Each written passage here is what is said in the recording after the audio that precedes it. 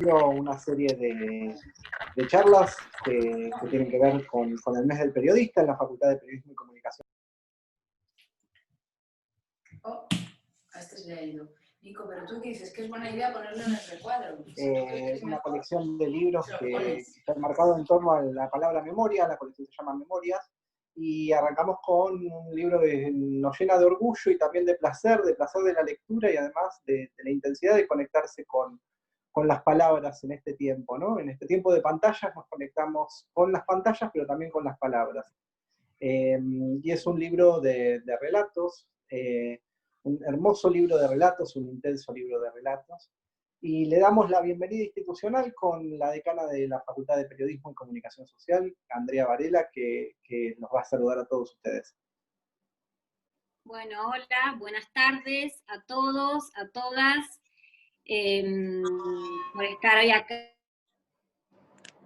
compartiendo esta actividad.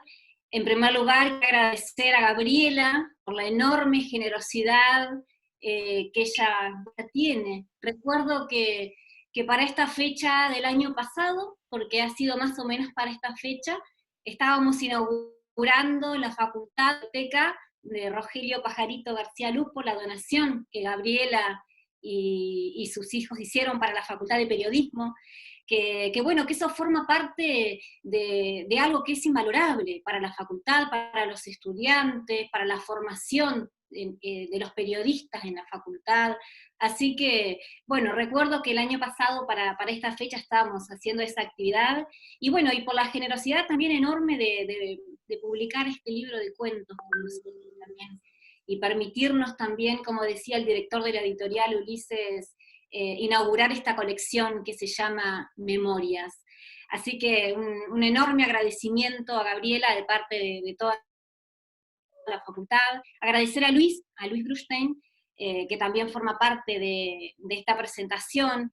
Luis, que es un periodista, como decimos, de los imprescindibles, ¿no? Digo, en esta semana que estamos iniciando desde la facultad, estos festejos, podríamos decir, por el Día del Periodista, que va a ser el fin de semana, el domingo, que en este contexto de enorme vulnerabilidad del derecho a la comunicación que tenemos en nuestros pueblos, en nuestra región, poder contar y tener a periodistas como Luis es maravilloso, que también ha sido reconocido con el premio Rodolfo Walsh de la Facultad de Periodismo.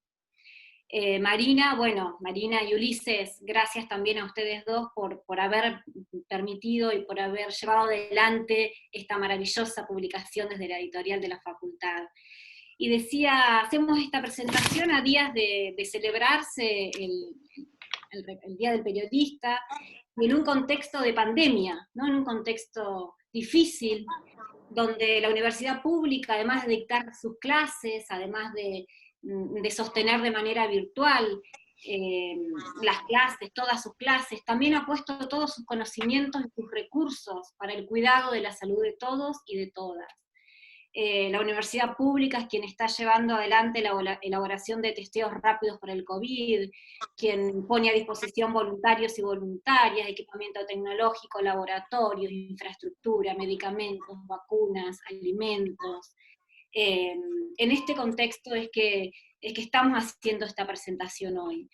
Decía, hacemos esta presentación donde reivindicamos el periodismo comprometido con la verdad, donde reivindicamos el oficio del periodismo, que se piensa como algo más grande, ¿no? Que tiene que ver con la dignidad de su pueblo y que tiene que ver con la dignidad de los que luchan.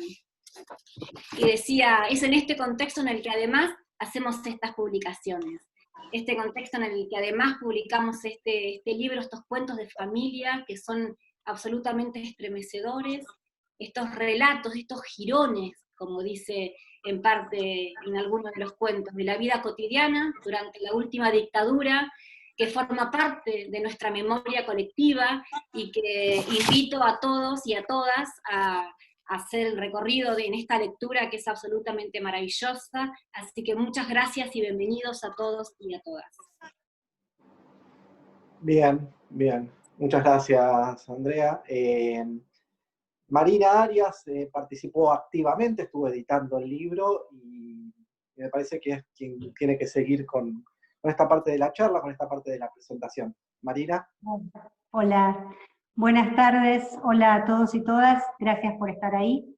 Bueno, ser parte de la Facultad de Periodismo a veces nos da estas alegrías, como ser parte de la edición de un libro hermoso, como lo es Cuentos de Familia, de Gabriela Urrell. Es difícil, y por eso, bueno, antes que nada agradecer, ¿no? Ser parte de esta facultad y de la universidad pública.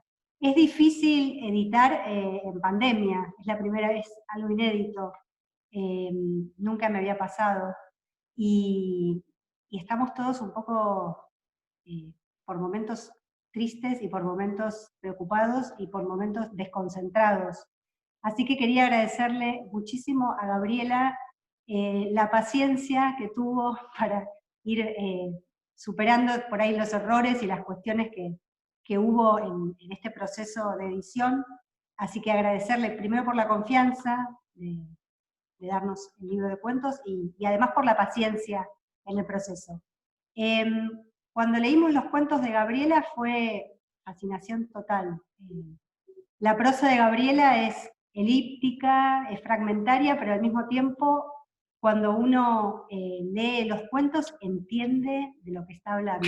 Hay algo ahí de me dijeron, que le dijeron, están los secretos, están los espiados y los espiadores, con lo cual la prosa es, y sobre todo la escritura es precisa y es certera, y está ahí señalando cuestiones que hacen a la temática del libro, que si uno tuviera que reducirlo o resumirlo, tiene que ver, creo, con los vínculos atravesados por el horror de la dictadura, ¿no? Los amores, los vínculos familiares, las amistades, o como también señaló Luis en el prólogo, ese hermoso prólogo que escribió, habla de la memoria y del terror, ¿no?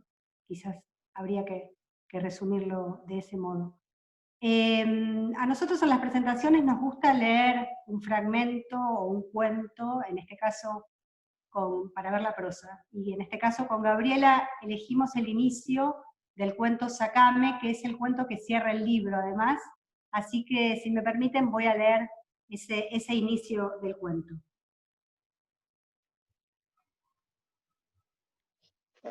Sacame. Entraron a la imprenta empujando a golpes la puertita de la cortina metálica, embravecidos y mirando todo como si no supieran para dónde ir. Parecían caballos desbocados. Todos apuntaban con las armas y las movían recorriendo una línea que subía y bajaba como la guarda en B de un volante que le hicimos a la casa de comidas para llevar. Uno, ya mayor, gordo y sofocado, fue hasta el fondo del taller y se quedó parado contra la pared. En esa misma pared, arriba, el reloj marcaba la 1:15 de la mañana. Eran 5. Las máquinas seguían funcionando y el ruido casi tapaba las voces. El que había entrado a la oficinita vidriada abrió, revisó y golpeó los cajones del escritorio. Tiró al suelo unas carpetas y mandó al diablo la funda que tapaba la máquina de escribir.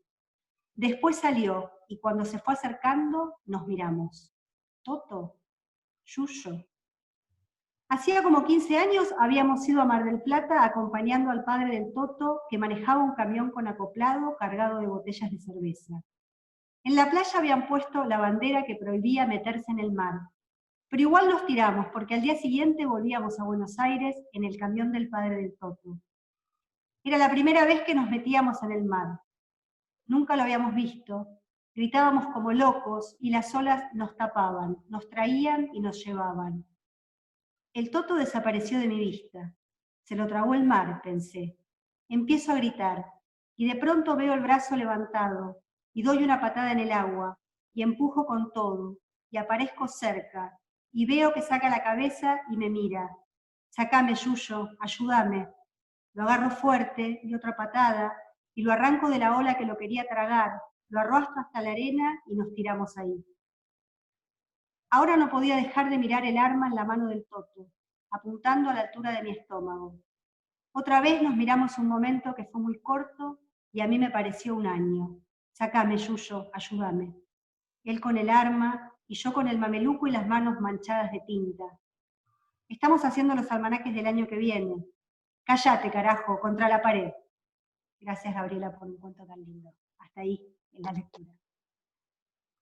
Bien, Bueno, bien. si les parece Buenísimo. bien, podemos Marina, sí, presentar. sí, Quería genial, ser breve. genial lectura.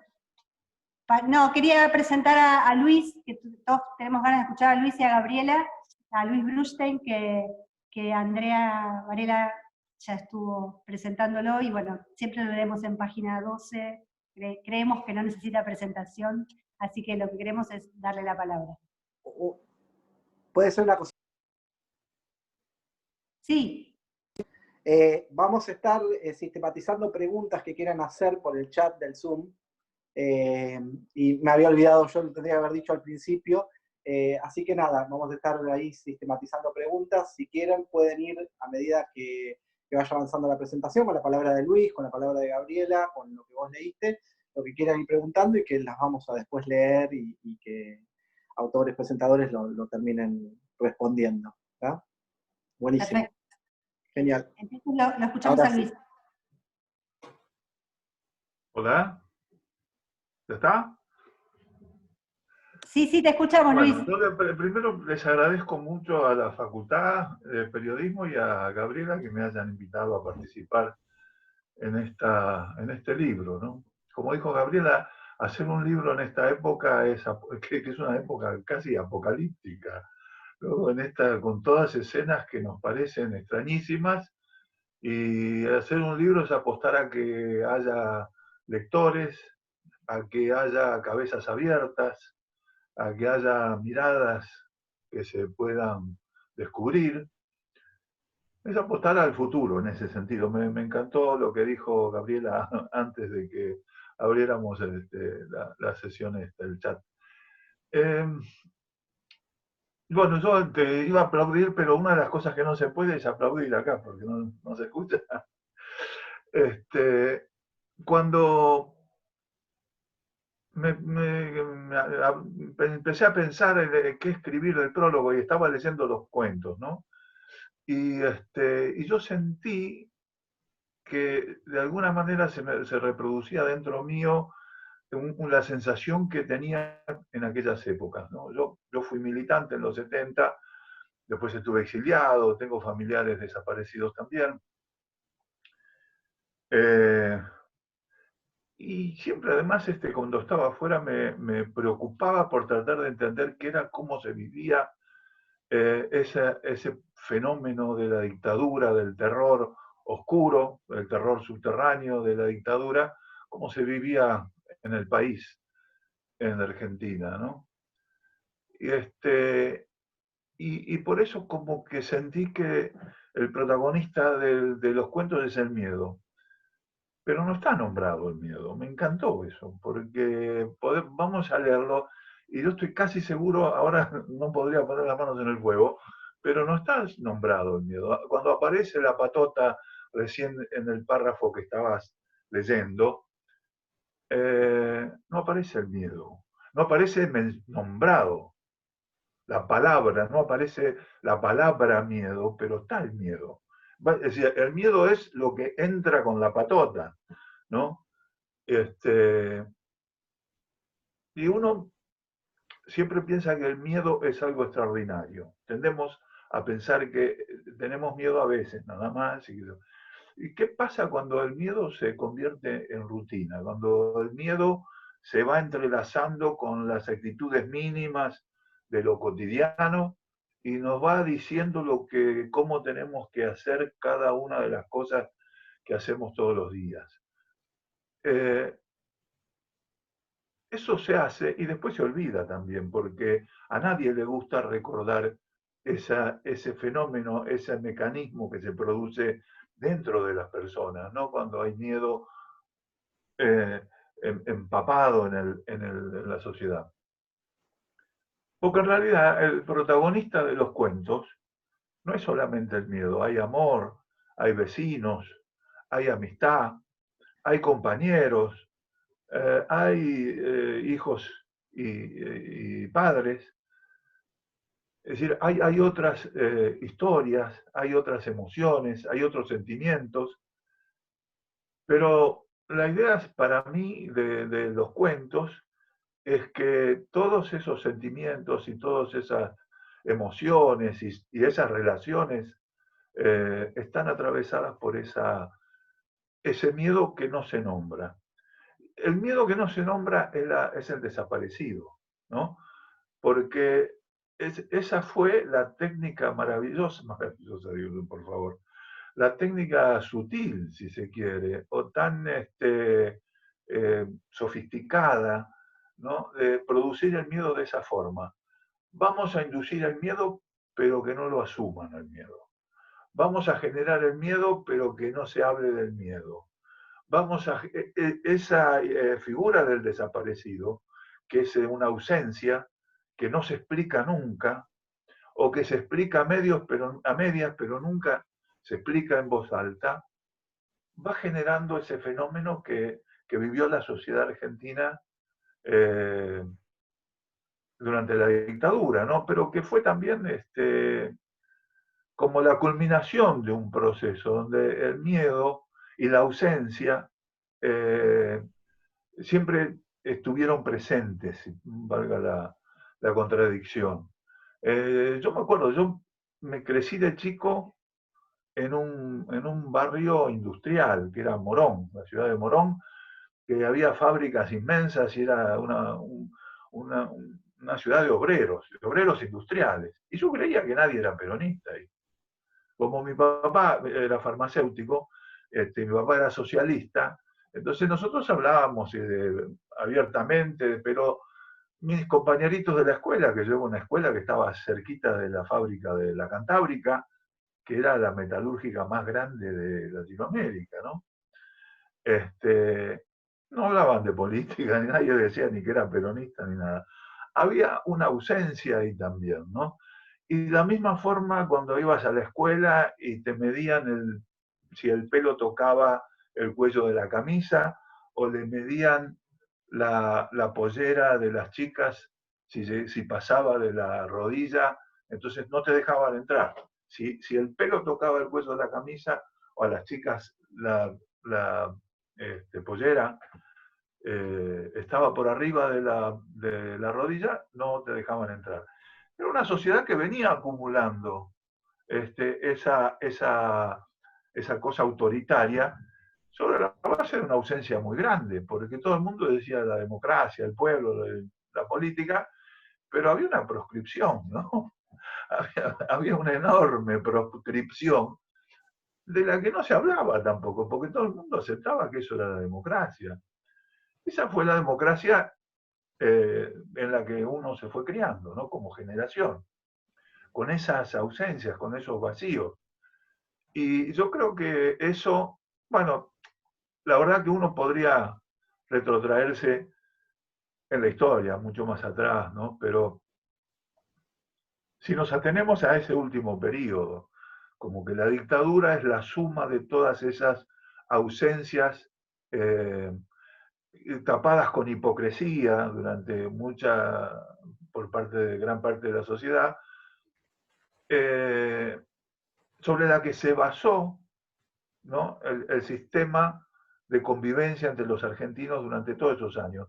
Y la dictadura fue como la acumulación de todas esas ausencias, de esos no se dice, de esos no te lo voy a explicar, y esos climas asfixiantes que yo creo que están bien reflejados en los cuentos, ¿no?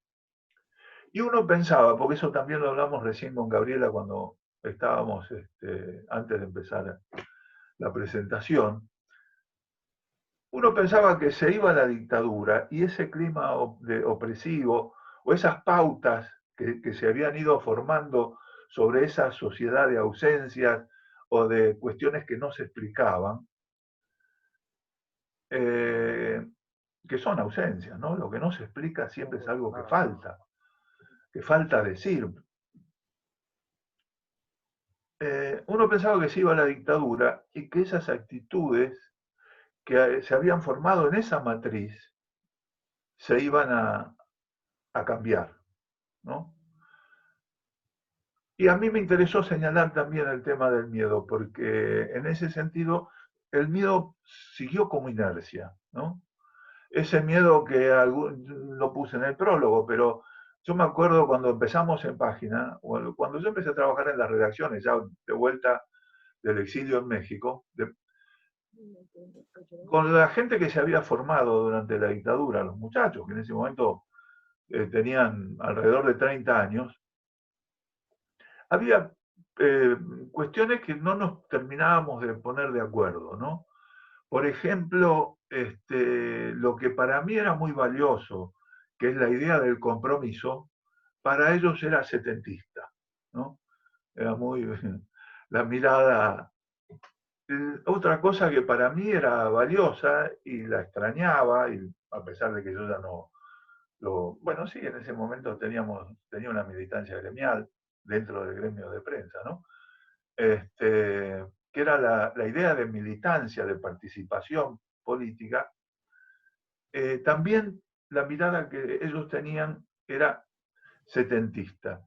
Y lo otro que más me conflictuaba, porque no podía entender cómo eso a ellos lo podían incorporar y naturalizar, ¿no? Que era la pasión. La pasión también era una cosa setentista. Estoy hablando de los años 80, ¿no? Y yo decía, es decir, ¿cómo armás una vida sin pasión? ¿No? ¿Cómo armás una vida sin compromiso? Compromiso que es compromiso no solamente político, ¿no? El compromiso político empieza por otros compromisos. Es la consecuencia, mejor dicho, de otros compromisos siempre, ¿no? De compromisos con la familia, con los amigos, con tus vecinos, con la gente que te rodea, y eso va generando el compromiso político. Pero era una sociedad que se había formado en esa matriz interesante, porque justamente, ¿no? Esa idea de compromiso, todo eso era la matriz del miedo, ¿no? Eso era las actitudes que te había dejado tu papá cuando te había dicho que si ibas a la escuela no hables de tal tema, ¿no? O cuando ibas caminando por la calle y veías un compañero que hacía años que no veías y no sabías si estaba metido en algo y te dabas vuelta y mirabas para otro lado. O cuando tenías que... ¿Cuánta gente quemó libros o los tuvo que enterrar, ¿no? Y los que no pasaron por esas cosas, yo creo que las sintieron de de ese mundo que los rodeaba, ¿no? Entonces, esos climas que están tan bien representados en los cuentos, yo vuelvo a insistir, no está la palabra miedo. Y sin embargo, ese clima está muy bien reconstruido, porque casi todos los escenarios que están reflejados en los cuentos, es el escenario de una sobremesa familiar, es el escenario de un taller mecánico donde hay amigos y donde hay familiares, es el escenario de un barrio, ¿no? Son escenarios cotidianos, son escenarios de la vida normal, ¿no? De la vida de la gente más común, como nosotros, ¿no? Y ahí está flotando en el aire el miedo, sin que se lo nombre, sin que nadie se quiera percatarse de que está eso en el aire. Y eso yo lo rescato mucho de los cuentos, está muy bien creado esos climas, y fue lo primero cuando los estaba leyendo, fue lo primero que me hicieron, que me movilizó, ¿no? Y me puso mal, porque obviamente los que hemos vivido todas esas épocas, recordar eso lo detestamos, no era solamente como esa idea de rechazar el compromiso. Todo eso estaba alimentado por la televisión, estaba alimentado por toda la producción cultural oficial de aquellas épocas, ¿no? Había un clima social que te llevaba a que vos aceptes con naturalidad a negar esas cosas tan valiosas que vamos construyendo nosotros mismos como seres humanos, ¿no? Tanto es así que la experiencia del miedo que tenemos los argentinos como sociedad, para mí es tan fuerte que ahora no es el miedo lo que se usa políticamente, sino a esta altura es el miedo al miedo, ¿no? Y entonces vamos a entrar a un tema más actual. Yo soy periodista, no soy tanto crítico literario, y las columnas que yo escribo son políticas, ¿no? Entonces, ahora que hay una cuarentena, que tiene un sentido lógico, porque la sociedad reacciona con miedo frente a una cuarentena, frente a una epidemia, se la equipara con el miedo que había durante la dictadura. Y nos dicen, tenemos que sacarnos el miedo contra la epidemia porque nos van a operar políticamente. Es decir, el miedo al miedo pasa a ser una herramienta política, es increíble, en función de esa memoria, si se quiere, inconsciente o profunda, que tenemos como sociedad, el miedo que sentimos como sociedad, ¿no? Y que está tan presente en esos climas. Y ahora eso se trata de usar, de instrumentar en forma política, en el sentido que la epidemia, obviamente, igual que el miedo durante la dictadura, la epidemia y la cuarentena te implica restricciones a tus propias libertades. Ese miedo también te está generando decisiones o está atravesando, como está atravesando ahora esta presentación, que tenemos que hacer a distancia, ¿no? Pero esta actitud de cuarentena sería asocial si no hubiera epidemia, si hubiera una dictadura. Pero se convierte en una actitud de responsabilidad social cuando se trata de no salir para no contagiar a otro, ¿no?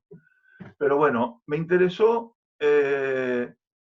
relacionar las dos cosas, no tanto para hacer una campaña política ni una historia, sino para, de alguna manera, demostrar que cuando hablamos del pasado, hablamos también del presente, y que el pasado está siempre con nosotros, y que cuando no lo discutimos, no lo miramos, no lo volvemos a digerir y a elaborar, nos puede revertir en contra de nosotros, ¿no? Se puede usar como un instrumento que nos vuelva a hacer repetir situaciones que no queremos.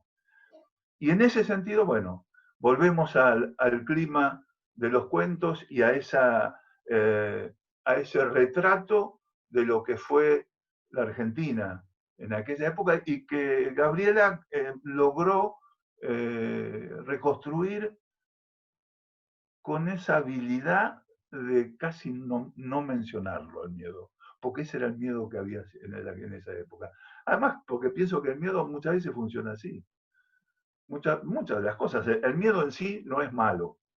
El miedo nos evita meternos en situaciones que no nos conviene meternos, ¿no? Muchas veces porque peligra nuestra vida, como en el caso ahora de un tema de la salud. Pero sí tenemos que saber cuándo el miedo define nuestras acciones, sin que nosotros nos demos cuenta. No sé si... Bien, bien. Buenísimo, Luis. Muchísimas gracias por tus palabras, por el abanico que incluye tus palabras, por la experiencia cercana además. Nos habían quedado un par de agradecimientos, ahora le doy la palabra a Marina y obviamente a Gabriela, que es la que tenemos ganas de escuchar. y a la que recomendamos especialmente leer. Primero que el libro, y lo hemos ido mandando, está en descarga en la página de la facultad, en la etiqueta de la editorial de la Universidad, de la Facultad de Periodismo y Comunicación Social. Después igual a los que hayan participado de esta reunión le vamos a volver a mandar el link para que puedan leer los cuentos. En ese sentido también agradecemos a Franco Daloeste, que fue el diseñador, que además está inaugurando esta colección y ha tenido que pensar no solo este libro, sino una estética para el resto de la colección, que ha hecho un muy buen laburo. Y también a Néstor Artiñano, decano de Trabajo Social, que está participando de la charla, que está participando como oyente de esta presentación. Le agradecemos que esté ahí. Marina, bueno, nada, vos estuviste trabajando con Gabriela y ahora te cedo para que le cedas la palabra y que sigamos con la presentación. Bueno, sí, brevemente para darle paso a Gabriela quería compartir la mini biografía que armamos para el libro. Gabriela Currech se desempeñó como periodista entre 1962 y 1995, entre otras cosas fue secretaria de la publicación del Instituto de Investigaciones Económicas y Financieras de la CGE, columnista y redactora en publicaciones de la mítica editorial Abril, columnista en Radio Mitre y en Radio América en 1978 hasta 1983, jefa de prensa de la Agencia Latinoamericana de Noticias en 1984, y en 1961, formando parte del Teatro Escuela Fray Mocho, viajó a Cuba. Allí estuvo durante 2 años, fue alfabetizadora de adultos, jóvenes y niños, bueno, y además apenas llegó se reunió con Fidel Castro. No sé si han tenido la oportunidad de ver la biografía, si no la pueden leer completa en el libro, es muy, muy interesante. En 1970 se casó con Rogelio García Lupo, con quien tuvo 2 hijos y compartió 46 años de vida. Además de este libro, ha escrito 2 novelas y 2 poemarios que permanecen inéditos, y que esperamos leer muy pronto. Ahora sí, entonces, le podemos pasar la palabra a Gabriela para escucharla. Gabriela, ¿se habrá cortado? ¿Me escuchan? Sí, ahí te escuchamos, Sí, perfecto, Gabriela. No, porque yo tengo un asesor tecnológico que tiene 9 años. Qué grande. Vení, Nico. Este es mi asesor tecnológico. Qué divino. Hola, Nico. Él ayudó a que pueda hacerse en parte, que pueda hacerse la comunicación Zoom. Bueno, yo recuerdo que Borges, a cuyas cátedras asistí como oyente, decía, cuando le decían qué quiso decir con lo que usted escribió, decía, ¿usted leyó lo que yo escribí? Porque generalmente es una pregunta que no tiene respuesta. Yo lo que quiero decir es que no sé por qué escribí esos cuentos, es decir, sé lo que dicen y sé lo que quise decir, pero no sé exactamente qué pulsión fue la que me llevó a escribir estos cuentos. Creo, como Luis, que lo que ocurrió durante la dictadura está todavía en nuestro país y está en el consciente o el subconsciente de todos los argentinos. Es más, los argentinos que están en la Argentina y los argentinos que están fuera de la Argentina. Porque es un hecho que yo hoy, antes de que se abriera la sala, comenté que aquí en España no veo televisión, casi no veo, pero escucho radio. Y una de las cosas que me han sorprendido, pero gratamente, es que hay una radio que es la radio clásica, como si fuera la radio clásica nuestra allá, de gran calidad, donde cada 2 días, 3 días, a veces 2 veces al día, se menciona la Guerra Civil Española. Y es una cosa extraordinaria. Y yo tomo nota de que a veces apurada qué día y a qué hora lo dijeron. Porque lo mencionan porque está acá. Porque está acá. La Guerra Civil Española está acá y está en todos los debates políticos. E incluso supongo que debe estar en las mesas de las familias españolas cuando se reúnen, aunque no se mencione. Mi libro es parte un poco de esto, un poco de lo que ha quedado en la Argentina de la dictadura militar. Ha quedado eso. Ahora, si me preguntan por qué abordé yo esta temática, yo francamente tengo que decir que bueno, no me fue sugerido, no me fue encargado por una editorial, como suele ocurrir. No, esto salió así, como dice Luis, porque había algo ahí y que efectivamente tiene alguna vinculación con el miedo.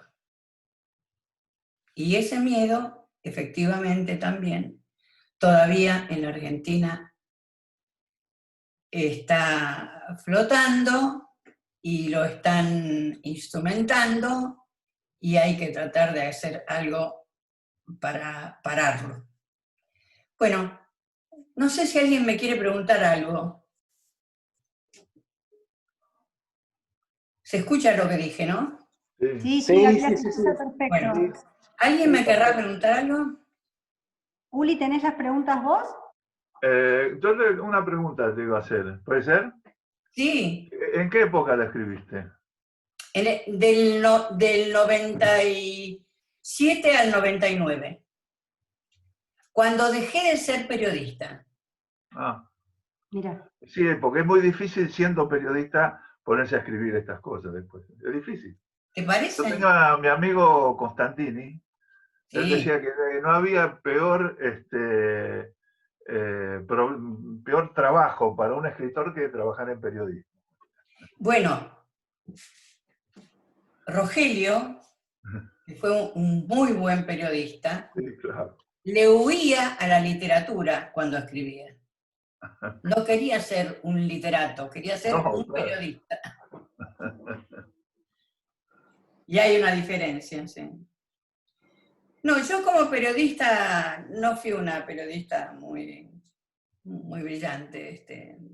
Trabajaba, nada más. Eso es lo que hacemos todos, Gabriela. Sí, no, pero yo trabajaba, le voy a decir, trabajé en una época y en una editorial mítica que se llamaba Abril, donde trabajé con Juan Gelman, con Paco Urondo, con Piacentini, bueno, en el escritorio que estaba delante mío, estaba sentada Olga Orozco, una gran poeta argentina que se ocupaba de los horóscopos.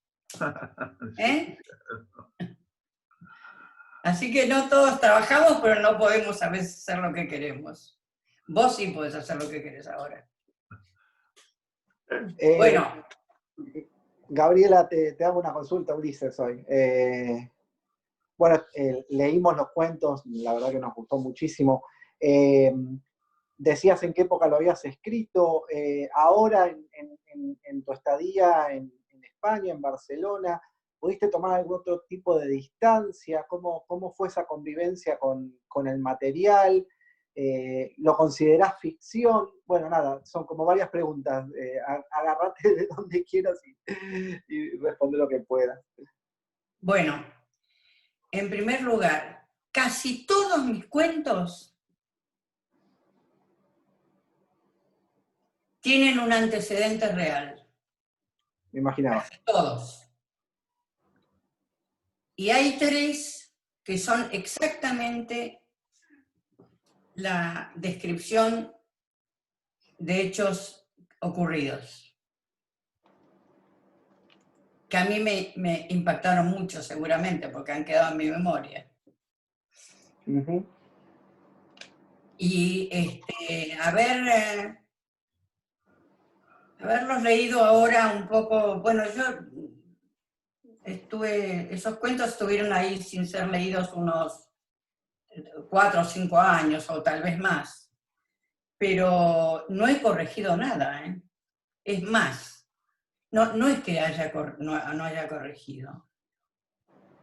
Hay un cuento donde el final es tan impresionante, que yo dije, no, lo voy a suavizar un poco porque esto parece como un... es demasiado esto. Y pensaba también en una cuestión que se destaca en todos los cuentos, cómo aparece muy nítidamente, además de una voz narrativa, las voces de los personajes. Escucho una época, los personajes tienen una respiración oral que es muy buena. Cuando lo lean, a los que estamos invitándolo a todos a que lean este libro, fíjense en ese trabajo porque escuchaba a los personajes, y eso no siempre pasa en literatura. ¿Eso crees que ese manejo de esa oralidad, de dónde te viene? ¿Del periodismo, de escuchar a la gente?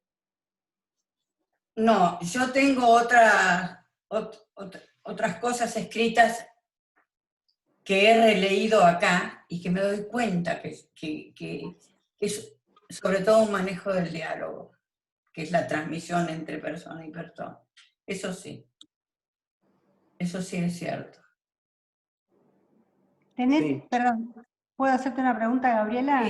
Sí. ¿Tenés un manejo del lenguaje cuando yo decía vertiginoso me refería a, hay algo de la puntuación que vas y vas y vas y vas casi como si fuera una ola el texto, ¿no? Como hoy cuando yo leía el fragmento que leía, es como avasallante. Quería preguntarte si eso te pasó por la temática que une todos estos cuentos, o si es algo más de tu pluma, que, digamos, en otras cosas que escribís, ¿te pasa también? ¿O es porque, bueno, por esta cuestión de la memoria y de lo no dicho, que uno nota esa escritura tan particular en estos cuentos? Bueno, yo sufro mucho leyendo periodismo porque soy una maniática de la gramática y de la puntuación. Maniática. Y la puntuación es un tema que me obsesiona a mí, porque la puntuación es la respiración, es cómo habla la gente.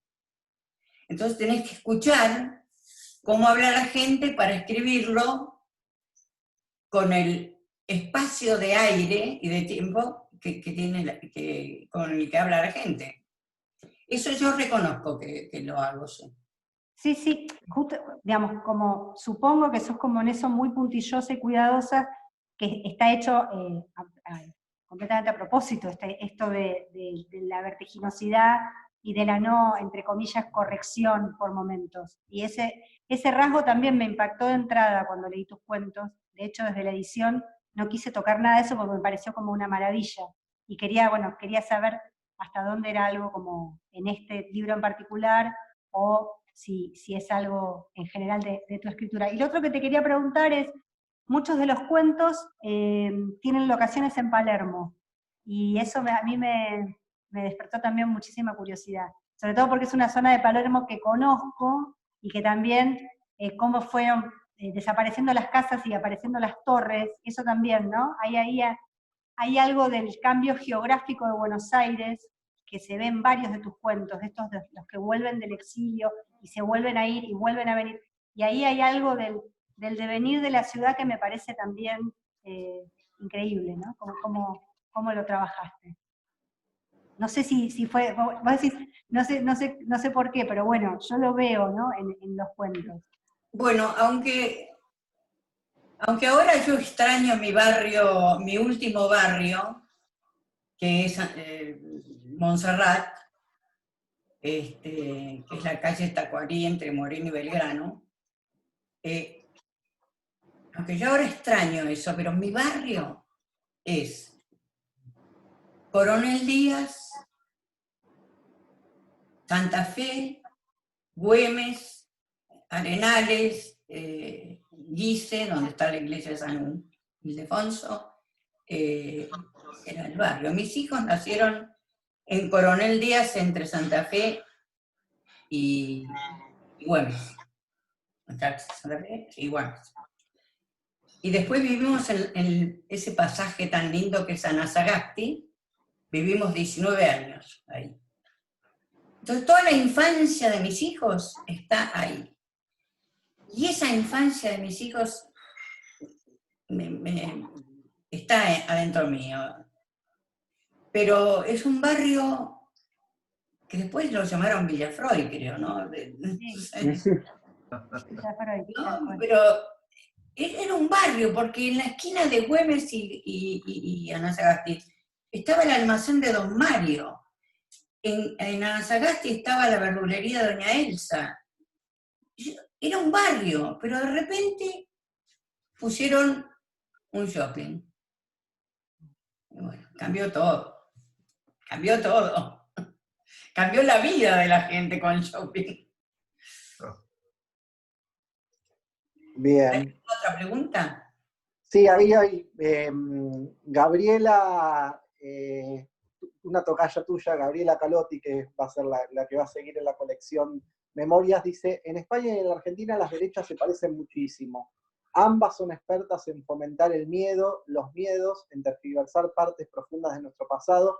Son expertas en dar vuelta a la memoria. Ese es el comentario que hace tu tocaya Gabriela.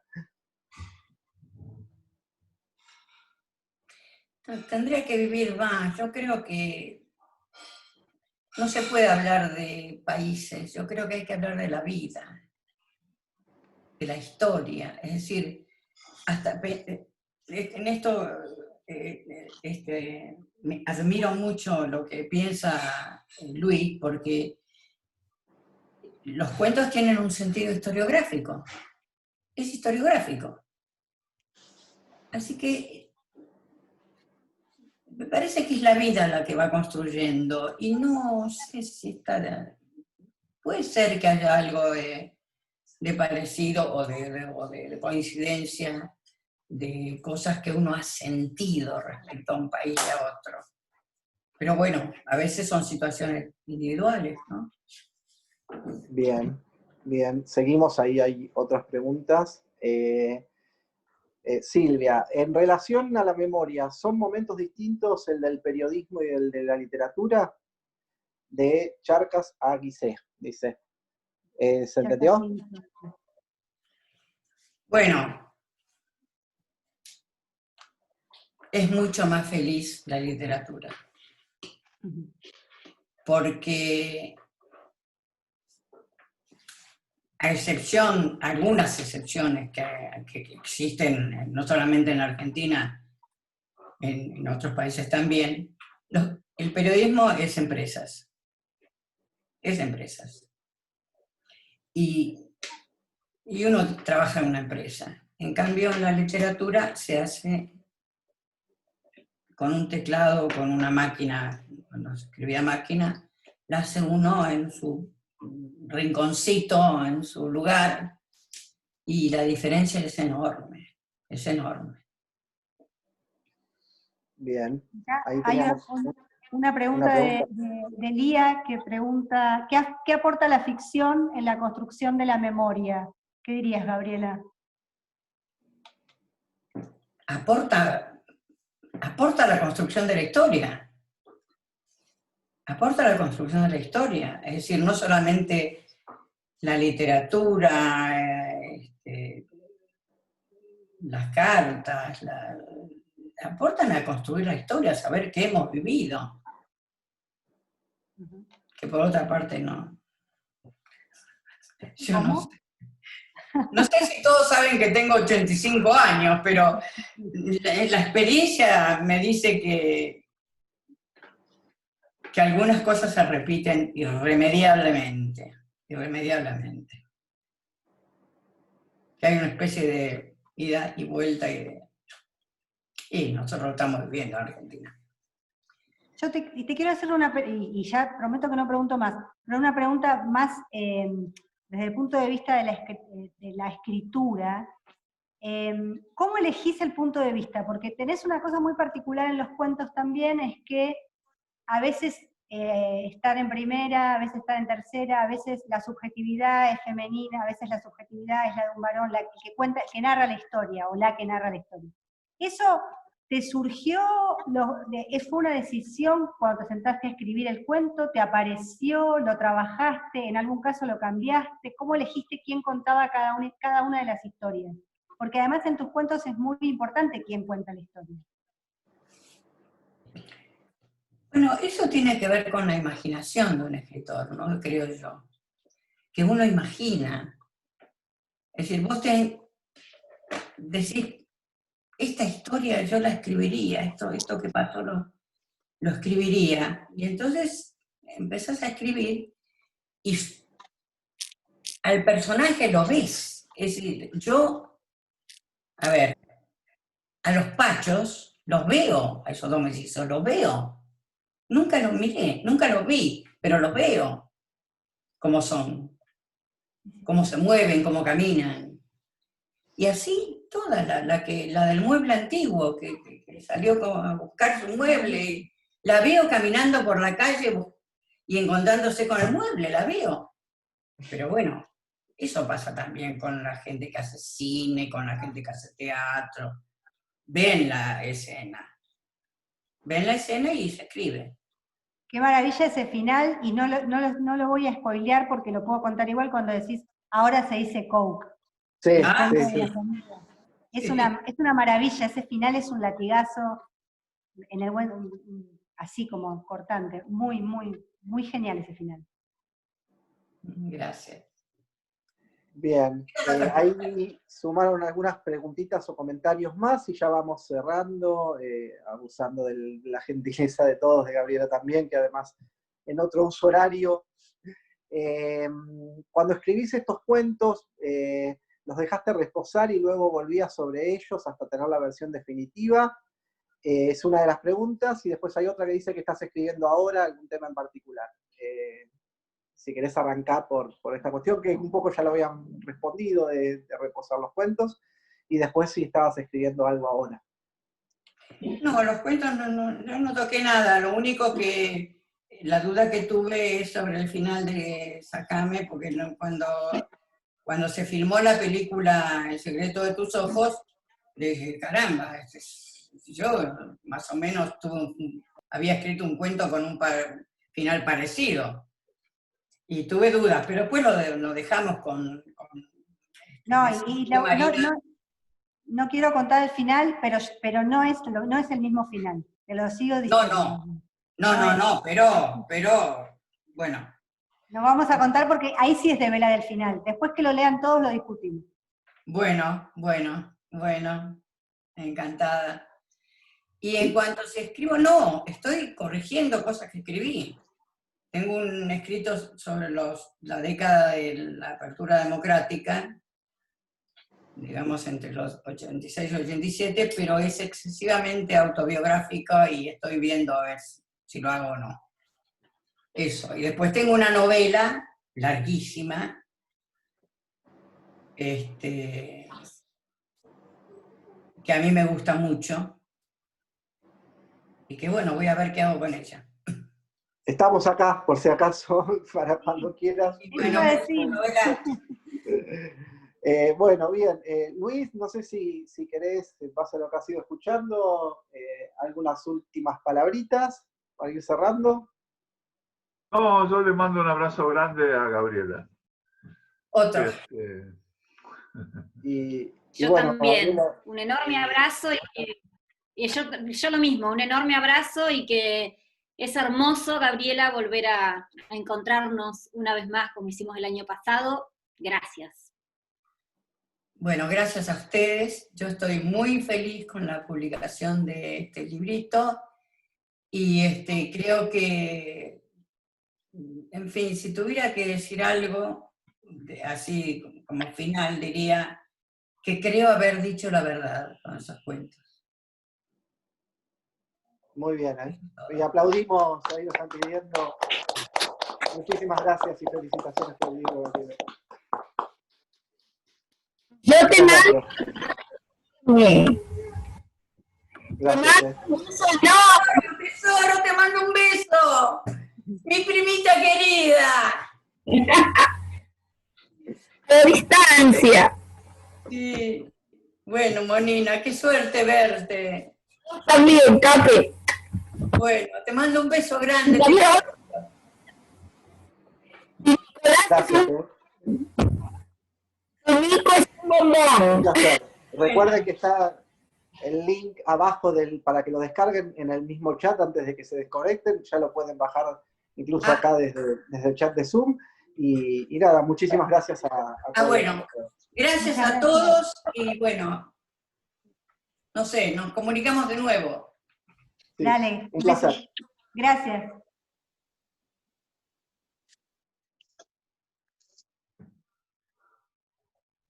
Mira toda la gente que está. Sí, no, raro, mami.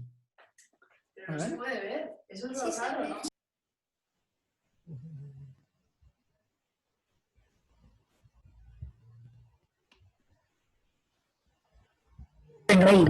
Victoria. Hola. Acá está Mauti. Acá. Esto acá, bien. Bueno, saludos.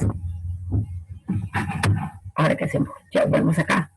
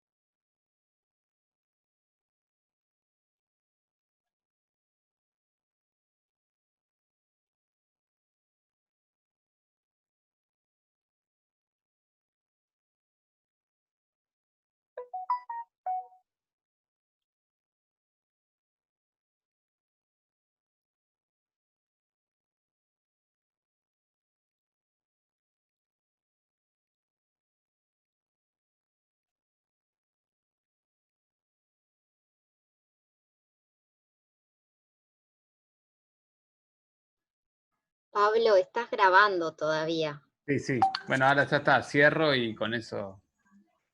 Si querés. Claro, podría haber cortado la grabación ahí, pero bueno. Sí. Igual Yo que creo